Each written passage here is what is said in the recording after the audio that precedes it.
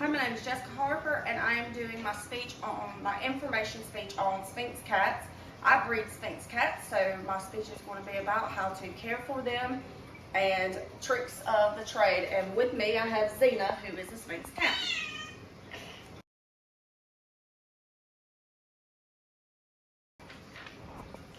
So the Sphinx history actually goes back from 1966 in Toronto, Canada, where a litter of short-haired cats were born, and only one kitten was hairless. So, with that being said, they started the breed up. It actually, according to hillspets.com, didn't actually get involved in the breeding and accepted as breeding until early 2000s.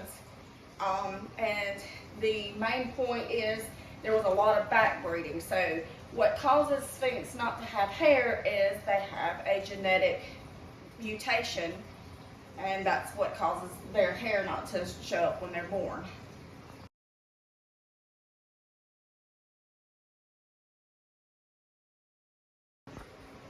So with Sphinx cats, they're not like regular cats with hair. They do not have hair. So there's very much that has to go involved with taking care of it. So first of all, Sphinx cats are very oily. They are they're also very attitude and opinionated, but they're very oily. So we have to give our Sphinx cats a bath at least once a week. Sphinx cats' ears get really gross, and they have a lot of allergy problems, but according to petmed.com, they're hypoallergenic to humans. So anyone who has cat allergies can have a Sphinx and it not bother their allergies.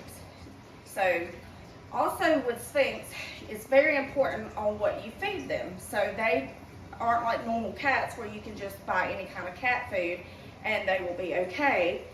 They have to have special diet. We feed our cats almonds.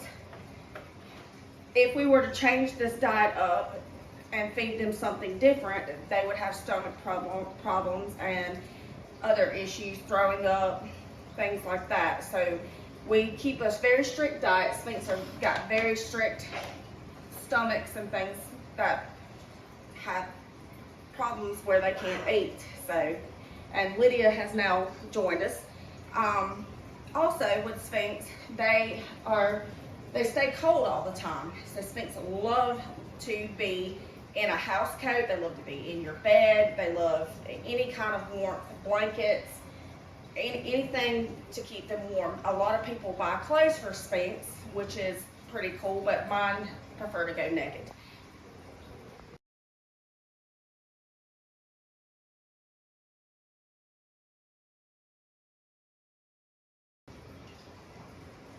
Sphinx are very highly sought after. It's very rare to find. It took us over 10 years to finally find our first Sphinx.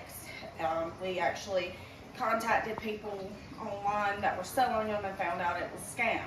The cool thing about Sphinx, they're so weird and not normal that they've been in a lot of movies, such as Ghostbusters 2, where Bill Murray has his own talk show, and he brings one out. Austin Powers and of course Mini-Me, they both had two Sphinx cats, as well as an episode of Friends where Rachel buys a Sphinx. Sphinx are very, very expensive. They range from $1,000 without papers to up to $3,000. If you can get a calico, they're even more expensive and very highly sought after. If you get a calico male, you can pretty much retire with wealth, because calicos generally are only female.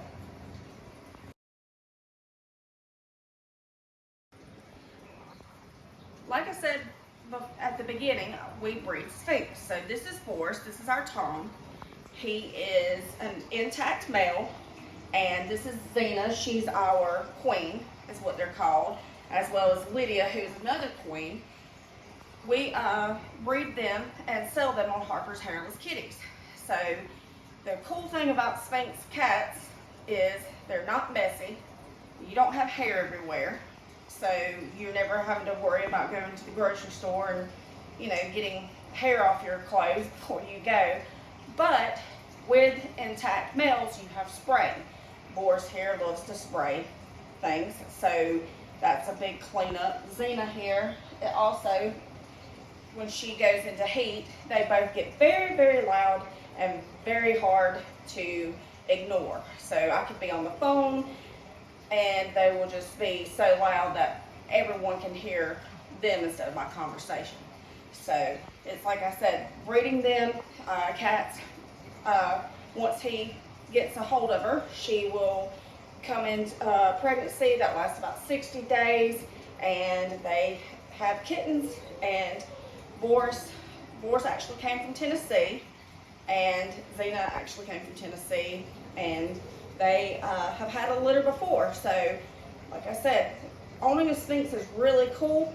The best cats you can have, they're often referred to as the dog of cats, the dog breed of cats. And like I said, you can also find out more with a book called A Guide to Owning Sphinx.